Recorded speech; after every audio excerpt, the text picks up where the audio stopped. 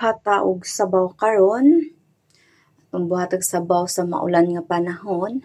So may usa ka kilog tunga jud ta nga baboy or mga usa ka kilog tunga ni. So napaka easy and quick lang atong buhaton. Mao ni atong mga kinahanglanon. Natay baboy dire mga usa ka kilog tunga. Kuan din ni siya buto sa baboy.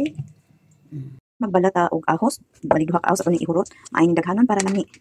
So ang tubig kamo ra mo estimate kung unsa mo kadaghan mo higop og sabaw. So ako saktong tunga lang ni sa kaldero nga tubig akong ibutang. Dayon ato na ni ibutang ang sa baboy nga ato na siya nalimpyuhan. Dayon isunod na to ang ahos nga ato na pong gibalatan. So mao ning ahos atay sunod. Bukalan to ni siya 30 minutos. Ato pong tangtangon ang mga bula-bula sa ibabaw no. Okay, tugaw man ni siya. So after 30 minutes, ilagay na natin tong bok choy. Ito siya. Spices. No need to add salt na tayo. Ito lang ilalagay natin. Super duper yummy. So yung isang pack, dalawa yung laman niya. Ito ilalagay natin to lahat.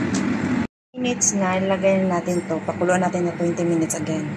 So after 20 minutes na nilagay natin yung spices, pinatay natin, and yeah, this is it na, ready to serve. And let's drink soup.